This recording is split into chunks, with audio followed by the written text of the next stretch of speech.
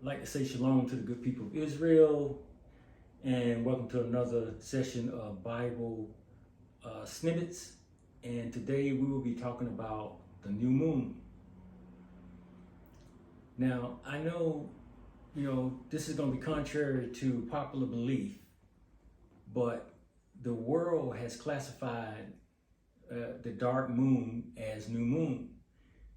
But today we're going to get it from the scriptures what the new moon is. We'll talk about the signs of heaven that we are to use to determine the days, the seasons, the holy days, the Sabbath days, and new moon days. So let's listen to the book. The book of Genesis, the first chapter, verse 14 through 16. And Yah said, let there be light in the firmament of the heaven to divide the day from the night, and let them be for signs and for seasons and for days and for years. And let them be for lights in the firmament of the heaven to give light upon the earth.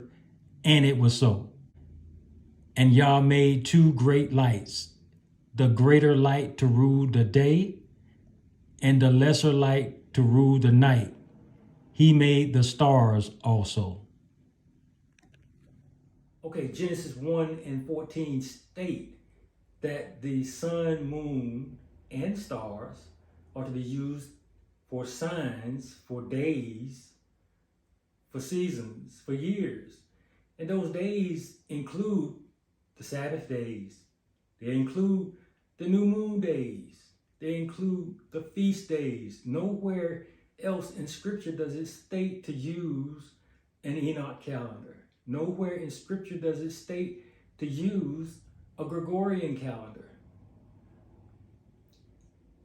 The moon and sun are our sign. They're our cue on how to tell what time, what season it is, what day it is, lest we forget and follow the Gentiles and after their error. So we can choose to believe that scripture, or we can choose not to believe it. If we don't believe it, then we follow the Gregorian system that was created out of Rome, a wicked nation. The Gregorian system, they created the names of the days from Monday through Sunday. Nowhere in Scripture does it say your Sabbath day is on a Saturday. Your Sabbath day is determined by the faithful witness, which is the moon. The moon is the only faithful witness out there. So as Genesis 1 and 14 state, we are to use the sun, moon, stars for signs. Nothing else. No calendar. No Enoch calendar. The sun and moon. Now we want to get the proper new moon. Let's listen to the book. Okay, let me give you a synopsis of Enoch 77, 10 through 17. Basically, these verses will take you through the whole lunar cycle, from the waning periods to the full moon down to the waxing periods.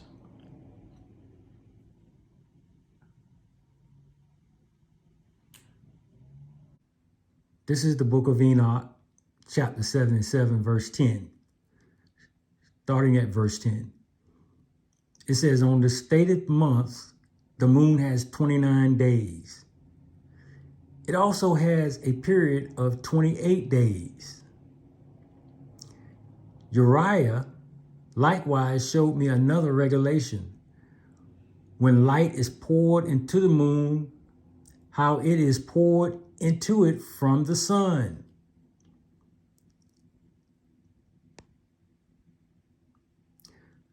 all the time that the moon is in progress with its light, it is poured into it in the presence of the sun until its light is in 14 days completed in heaven. And when it is wholly extinguished, its light is consumed in heaven, and on the first day it is called the new moon. For on that day light is received into it.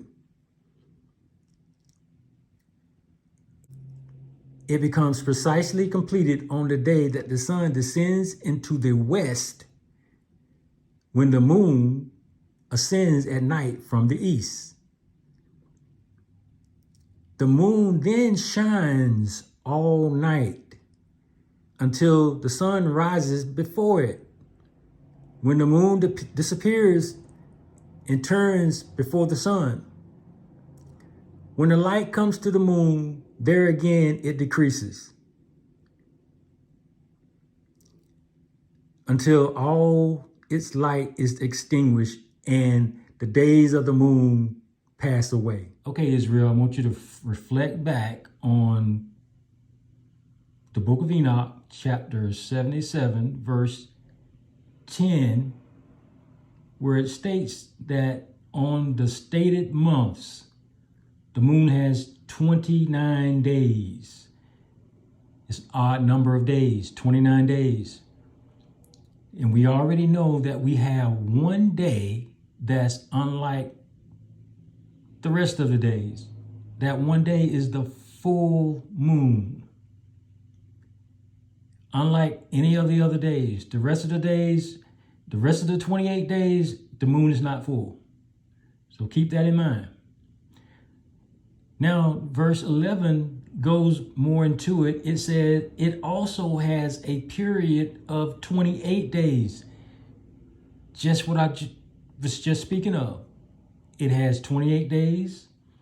That's something is going on. So we're about to figure out what's going on. The 12th verse says, Uriah likewise showed me another regulation. When light is poured into the moon, how it is poured into it from the sun. Okay, we know that from science class that the moonlight is basically a reflection of the sunlight. You know, we learned that in science, 8th grade science class, if you remember. Okay. Now, verse 13 goes into where we're going to have to think a little bit. It says, all the time the moon is in progress with its light. Okay, in progress with its light, that means if something is progressing, that means the light in the moon is progressing. Can we see that? It says all the time that the moon is in progress with the light, it is poured into the presence of the sun until its light is in 14 days completed in heaven.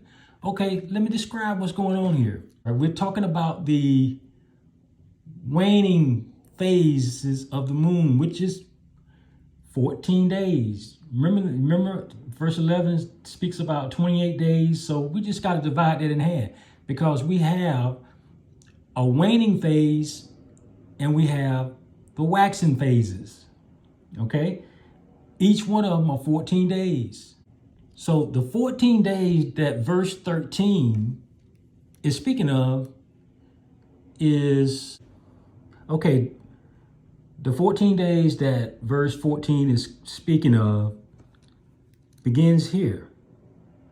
This is what man has told us the new moon is. And we know, we just got to use common sense, Israel. We know that we cannot trust not one word that man has given us.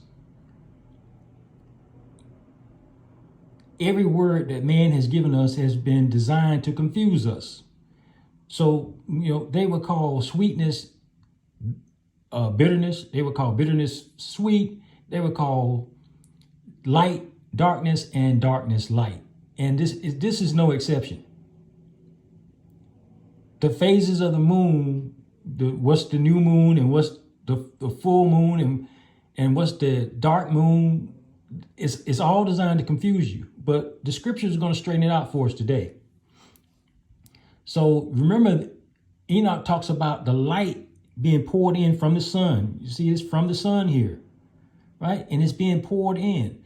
And this is a 14-day waning period.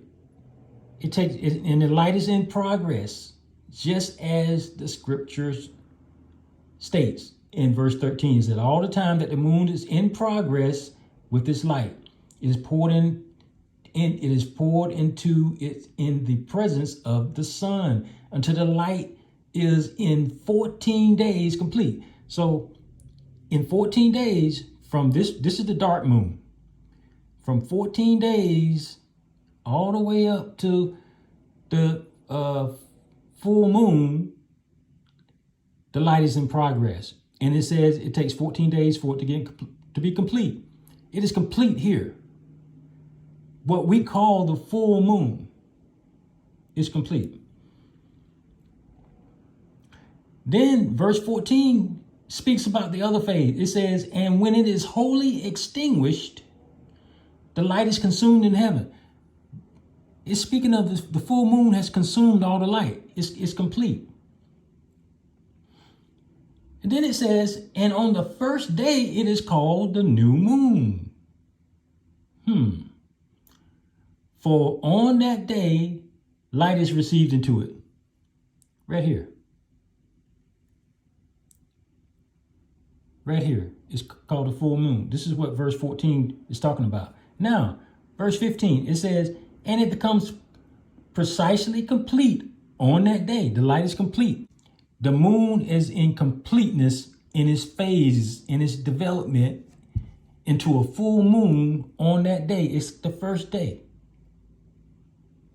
It states it in verse 14. It says, and when it is wholly extinguished, its light is consumed in heaven, and on the first day it is called the new moon. For on that day, light is received into it. Right here. Verse 15, it said, and it becomes precisely completed on that day that the sun descends into the west,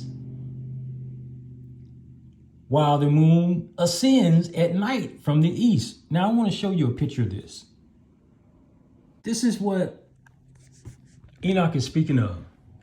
It says, verse 15, it says, it becomes precisely complete, meaning full. On the day, the sun descends into the west. Right here, the sun descends into it's getting ready to set. While the moon ascends at night from the east. Just as sundown, the moon is right above the horizon. On that same day, the sun is on the horizon, getting ready to set below the horizon, while the moon is rising and is above the horizon, rising for its work, for his rulership over the night. Verse 16, it says the moon shines all night. See, that tells you there that it's not a dark moon that a dark moon is not the new moon. It says, clearly stated, that the moon shines all night. And this is the only scenario where it shines all night, because as the sun sets, the moon starts to rule all night. It says the moon shines all night until the sun rises before it. In the morning, let me show you a picture. What happens in the morning? Notice that the sun is rising in the east and the moon at sunrise is setting. This is the only scenario. This is the only time this celestial event occurs on the first day of the month at what we know as the new moon. The world calls it the full moon. Okay. It says the moon has shined all night. So until the sun rises before it, when the moon disappears and turns before the sun. Exactly what the scripture is stating. Get out there in creation and witness this for yourself. It's not only written in the scriptures, you can witness this every new moon or so-called full moon day. You can just look at the night before full moon and you will see this scenario play out every single month. Now, verse 17 describes the next phase the moon goes through. Verse 14 says, when light comes to the moon, there again, the light is starting to decrease.